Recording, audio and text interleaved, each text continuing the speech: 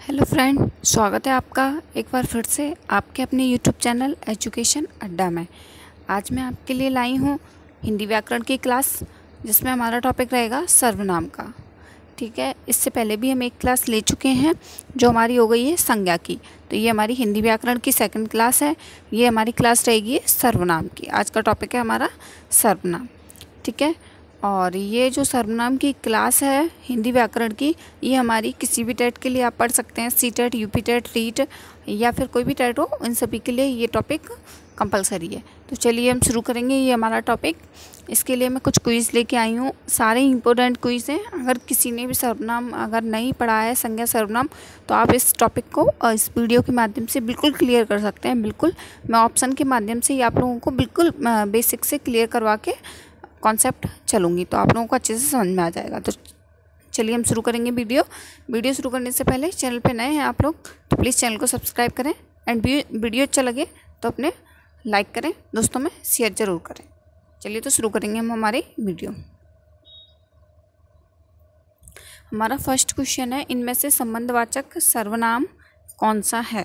संबंधवाचक सर्वनाम कौन सा है? क्वेश्चन में बताया गया संबंधवाचक। तो देखिए, सबसे पहले संबंध की बात की जा रही है, तो सभी को पता होगा संबंधवाचक सर्वनाम कौन सा होता है। तो आपके ऑप्शन रहेंगे क्रम, सम, मम या जो।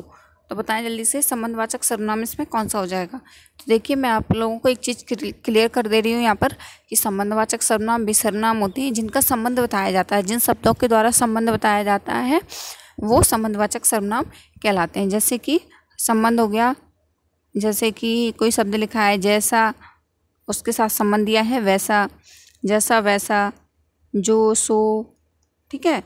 और जहाँ तहाँ लिखा हो या जहाँ वहाँ लिखा हो, एक ही बात है।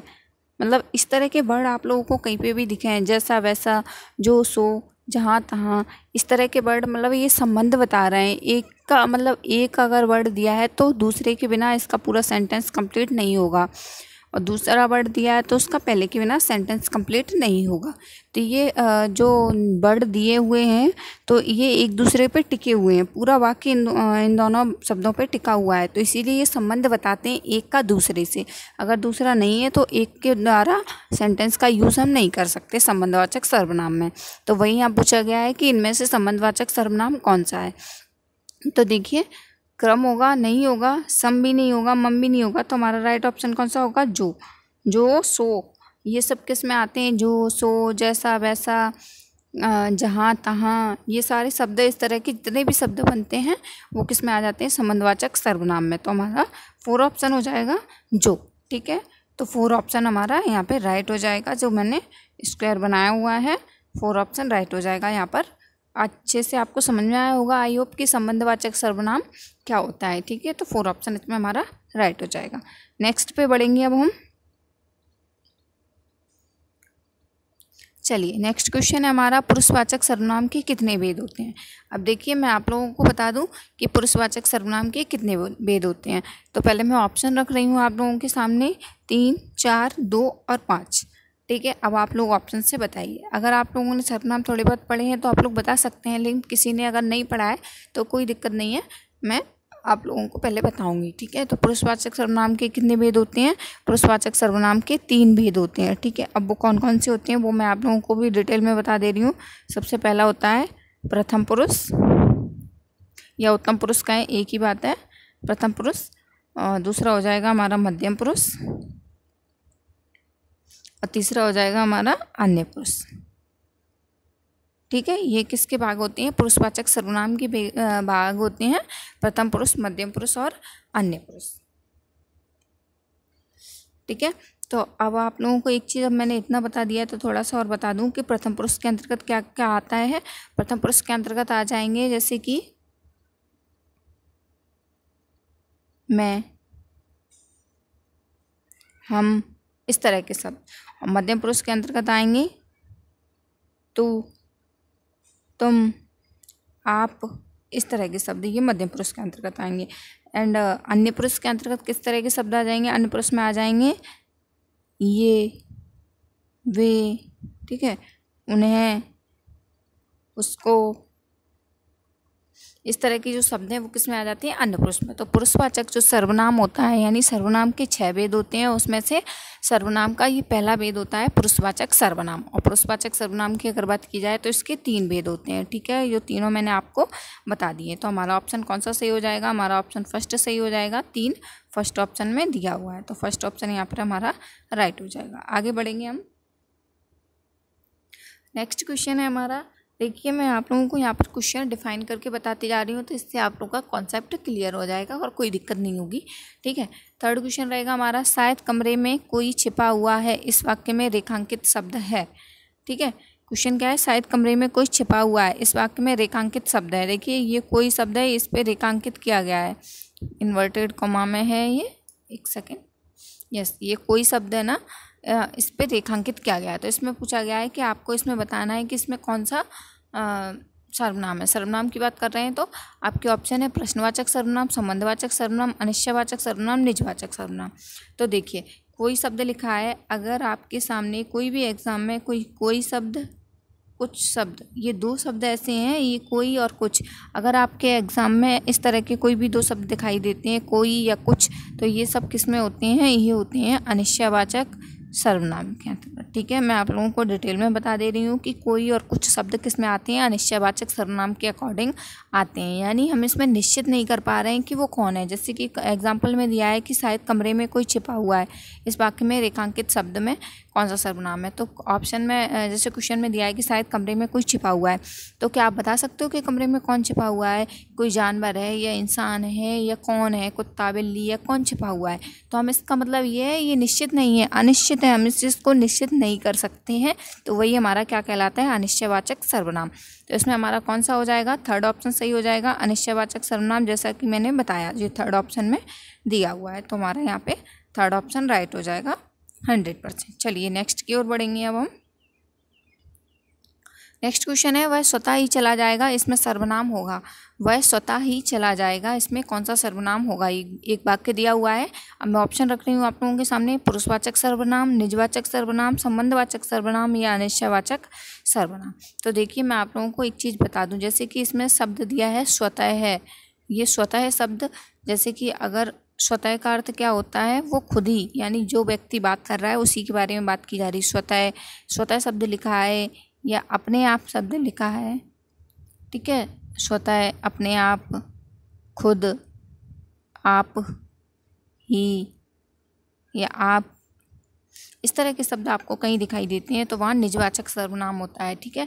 निजवाचक सर्वनाम का क्या अर्थ होता है, निज का मतलब वो स्वयं के लिए वो अर्थ प्रयोग करे, जो व्यक्ति अपने स्वयं की बात करे स्वयं के लिए, तो वो क्या कहलाता है, हमारा निजवाचक सर्वनाम। जैसे कि वह स्वतः ही चला जाएगा, तो इस वाक्य का अर्थ ये निकल रहा है कि वो व्यक्ति जो कह रहा है वो खुद ही चला जाएगा, हमें उससे कुछ भी बात करने की ज़रूरत नहीं है, वह स्वतः ही चला जाएगा, तो यानी वो अपने आप की बात कर रहा है। तो यहाँ पर कौन सा सर्वनाम हमारा होगा, निजवाचक सर्वनाम, ठीक है। सेकंड ऑप्शन हमारा यहाँ पर राइट हो जाएगा, निजवाचक सर्वनाम, सेकंड ऑप्शन, ठीक है। आगे बढ़ेंगे अब हम। नेक्स्ट क्वेश्चन है, कौन सा समूह प्रश्नवाचक सर्वनामों का है। देखिए प्रश्नवाचक सर्वनाम सभी जानते होंगे कि प्रश्नवाचक शब्द कौन कौन से होते हैं। तो आपका ऑप्शन है वह, उसकी, हम, किसी, तुम, क्या, जिसे, जैसा, हमारा, कौन, किसे, कब। तो बताएं जल्दी से कि कौन सा समूह प्रश्नवाचक सर्वनामों का है। देखिए मैं आप लोगों को एक चीज़ और बता दूं कि आप लोग, ये क्वेश्चन काफ़ी इंपॉर्टेंट क्वेश्चन है, आप लोग इनके माध्यम से सर्वनाम अच्छे से सीख सकते हैं। तो आप लोग ज़्यादा डिस्टर्ब ना हो कि आपको कोई चीज़ समझ में नहीं आ रही, आप वीडियो देख लीजिए, आपको समझ में आ जाएगा। चलिए बताइए, और आप लोग कमेंट में ज़रूर बताएं हमें कि आप कितने क्वेश्चन सही कर पा रहे हैं इसमें से, तो इससे पता लगेगा कि आपको सर्वनाम कितने आते थे और नहीं आते तो कितना सीखा आपने। कमेंट में ज़रूर बताएं रिप्लाई करके कि आप लोगों को ये वीडियो कैसी लगी, ठीक है। बताइए तो जल्दी से, इस में क्या होगा, इसका आंसर कौन सा समूह प्रश्नवाचक सर्वनामों का है। तो देखिए 4 ऑप्शन देखिए आप लोग, ये क्या है, कौन, किसे, कब, ये चारों ही प्रश्नवाचक शब्द हैं, तो हमारा 4 ऑप्शन राइट हो जाएगा यहाँ पर, बिना कुछ कहे, हमें कोई दिक्कत नहीं होनी चाहिए। नेक्स्ट पे बढ़ेंगे अब हम। नेक्स्ट क्वेश्चन है, किस वाक्य में संबंधवाचक सर्वनाम है। अब देखिए संबंध की बात मैंने आप लोगों को अभी बता दी है कि संबंधवाचक सर्वनाम कौन सा होता है। तो देखिए अब मैं आप लोगों को नहीं बताऊंगी, अब आप लोगों को चूज़ करना है इसमें से कि संबंधवाचक सर्वनाम का उदाहरण कौन सा हो जाएगा। ऑप्शन रख रही हूँ आप लोगों के सामने, अयोध्या जाने के लिए किससे कहूँ।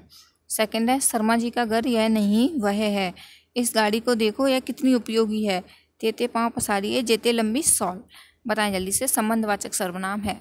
देखिए मैंने अभी बताया आपको संबंधवाचक सर्वनाम के कौन कौन से शब्द होते हैं, जैसे कि वाचक शब्द कौन कौन से होते हैं, जैसे कि जो, सो, जहाँ, तहाँ, इस तरह के शब्द अगर हैं तो यानी वो संबंध बता रहे हैं, तो ये सब किस में आ जाते हैं, संबंधवाचक में।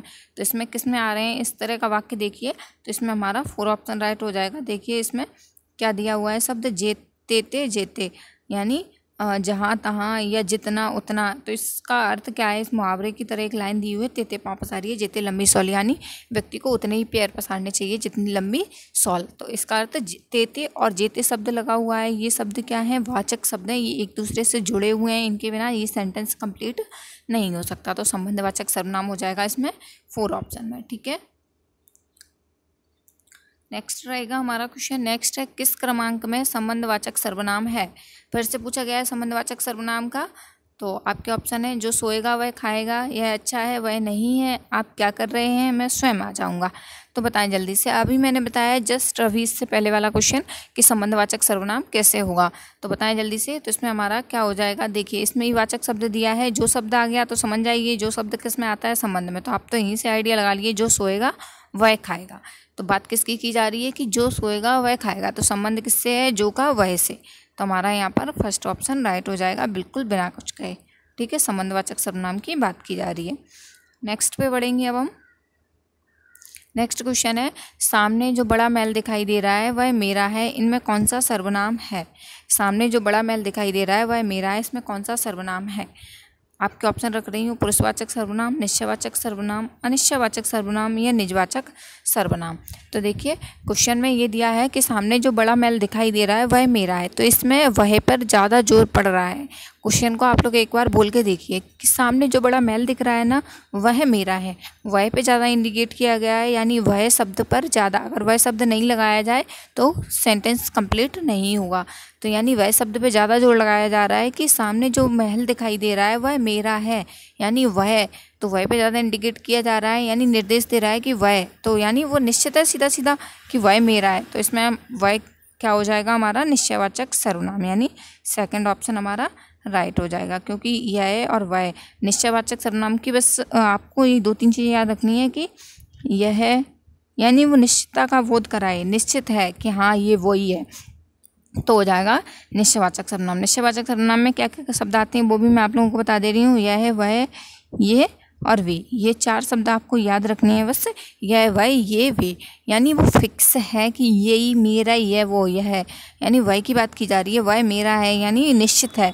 तो यहाँ पे निश्चयवाचक सर्वनाम हो जाएगा। तो सेकंड ऑप्शन इसमें हमारा राइट हो जाएगा, कोई डाउट नहीं है। आगे बढ़ते हैं अब हम। नेक्स्ट क्वेश्चन है, उसे क्या पता जिसे कभी कोई कष्ट ना हुआ हो, इसमें कौन सा सर्वनाम है। उसे क्या पता जिसे कभी कोई कष्ट ना हुआ हो। तो आपके ऑप्शन रहेंगे संबंधवाचक सर्वनाम, निजवाचक सर्वनाम, प्रश्नवाचक सर्वनाम, अनिश्चयवाचक सर्वनाम। अब देखिए मैंने संबंधवाचक सर्वनाम को भी आपको अच्छे से बता दिया, निजवाचक के बारे में भी बता दिया, प्रश्नवाचक के बारे में भी बता दिया और अनिश्चयवाचक के बारे में भी बता दिया। तो बताएं जल्दी से इसमें कौन सा ऑप्शन सही होगा। ठीक है, देखिए इसमें वाचक शब्द दिए हुए हैं आपको, उसे, जिसे, मतलब किसकी बात की जा रही है, इसमें संबंध बताया जा रहा है कि उसे क्या पता, किसको, मतलब उसको क्या पता जिससे कभी कष्ट ही ना हुआ हो। तो संबंध, उसका संबंध किससे बताया जा रहा है, जिससे, यानी उसे क्या पता कि जिससे कभी कष्ट, जिससे कोई कष्ट ना हुआ हो तो उसे वाकई में कभी कुछ पता ही नहीं होगा कि क्या होता है लाइफ में। तो इसी तरह से सेंटेंस दिया हुआ है, तो इसमें वाचक शब्द दिए हैं उसे और जिसे, ये संबंधवाचक सर्वनाम हो जाएगा। ये संबंध बता रहे हैं एक दूसरे का, उसे और जिसे। तो हमारा फर्स्ट ऑप्शन यहाँ पर राइट हो जाएगा बिना कोई डाउट के। नेक्स्ट क्वेश्चन है हमारा, घंटी बजी है कोई आया है, इस पंक्ति में कौन सा सर्वनाम है। देखिए मैंने अभी आप लोगों को बता दिया है, शायद नहीं बताया तो मैं दोबारा बता दे रही हूँ। घंटी बजी है कोई आया है, इस पंक्ति में कौन सा सर्वनाम है। तो मैं आपको ऑप्शन रख रही हूँ, निजवाचक, अनिश्चयवाचक, पुरुषवाचक, निश्चयवाचक। बताएं जल्दी से। तो देखिए इसमें इस पंक्ति में हो जाएगा सर्वनाम, घंटी बजी है कोई आया है। कौन आया है आपको निश्चित है क्या, आप निश्चय कर पा रहे हैं कि कौन आया है। जैसा कि मैंने अभी थोड़ी देर पहले बताया था। तो ये किस में आता है, कोई या कुछ शब्द आए तो किस में आता है, मैंने अभी बताया है आप लोगों को। कोई या कुछ शब्द आए तो अनिश्चयवाचक सर्वनाम होता है। ठीक है, क्योंकि हम डिसाइड नहीं कर पा रहे हैं, इसमें निश्चित नहीं हो पा रहा है कि कौन आया है, कोई आदमी आया है, कौन आया है, कि कोई भी हो सकता है आने को। तो ठीक है, कि कोई जानवर है, कौन है, तो हम इसमें निश्चित नहीं कर सकते। या कहीं के हमारे रिश्तेदार हैं या कोई व्यक्ति आया है, कौन आया है, तो हम इसके बारे में नहीं जान सकते, यानी निश्चित नहीं है। घंटी बजी है, कोई आया है, तो कोई भी हो सकता है वो, तो अनिश्चयवाचक सर्वनाम हो जाएगा हमारा। यहाँ पर कोई शब्द आ गया, कोई ये कुछ शब्द आए तो अनिश्चयवाचक यानी निश्चित नहीं कर पा रहे हैं, तो यहाँ पर सेकंड ऑप्शन हमारा राइट हो जाएगा। नेक्स्ट क्वेश्चन है हमारा, पुरुषवाचक सर्वनाम में कौन सा कथन असत्य होगा। देखिए पुरुषवाचक सर्वनाम में कौन सा कथन असत्य होगा। देखिए निजवाचक सर्वनाम एक आपके ऑप्शन रख रही हूँ मैं, निजवाचक सर्वनाम, अनिश्चयवाचक सर्वनाम, पुरुषवाचक सर्वनाम, निश्चयवाचक सर्वनाम। तो देखिए पुरुषवाचक सर्वनाम में क्या होता है, जैसे निजवाचक शब्द का वाचक शब्द होते हैं आप या स्वयं, तो देखिए निजवाचक में आप आता है, वो आप पुरुषवाचक के किस में आ जाता है, मध्यम पुरुष में, ठीक है, मध्यम पुरुष में भी आता है। अनिश्चयवाचक में आता है कोई या कुछ, जो कि पुरुषवाचक के किसी में भी नहीं आता। अब पुरुषवाचक का पुरुषवाचक, तो पुरुषवाचक सर्वनाम में पुरुषवाचक की तो तीनों ही आ जाते हैं, प्रथम, मध्यम, उत्तम, ठीक है। और निश्चयवाचक में आता है यह, वह, या ये वे, तो ये आते हैं, ये वे, ये आ जाते हैं पुरुषवाचक के अन्य पुरुषवाचक की भेद के अंतर्गत, तो यानी पुरुषवाचक के ये अन्य पुरुष के भेद के अंतर्गत आ गया, और ये आ गया मध्यम पुरुष के अंतर्गत, मध्यम पुरुष वाले के भेद के अंतर्गत आ गया। और पुरुषवाचक तो ये पुरुषवाचक है ही, तो उसकी तो कोई बात ही नहीं करनी है। अब बचा अनिश्चयवाचक, तो अनिश्चयवाचक इसके अंतर्गत नहीं आएगा, ये असत्य हो जाएगा, क्योंकि इसमें कोई और कुछ शब्द आते हैं जो कि पुरुषवाचक में कहीं भी नहीं होते हैं, यानी पुरुषवाचक के किसी भी भेद में या कहीं भी नहीं होते हैं कोई और कुछ शब्द, तो अनिश्चयवाचक सर्वनाम बिल्कुल यहाँ पे असत्य हो जाएगा, यानी सेकेंड ऑप्शन यहाँ पे हमारा राइट होगा, ठीक है। नेक्स्ट है हमारा, पुरुषवाचक सर्वनाम में कौन सा कथन असत्य है। ये भी पिछले क्वेश्चन की तरह ही है कि पुरुषवाचक सर्वनाम में कौन सा कथन असत्य है, तो आपके ऑप्शन है संबंध पुरुषवाचक, उत्तम पुरुषवाचक, मध्यम पुरुषवाचक, अन्य पुरुषवाचक। तो देखिए पुरुषवाचक के मैंने अभी आप लोगों को 3 भेद बताए थे, कौन कौन से होते हैं, उत्तम पुरुष, मध्यम पुरुष, अन्य पुरुष, ठीक है, ये 3 होते हैं।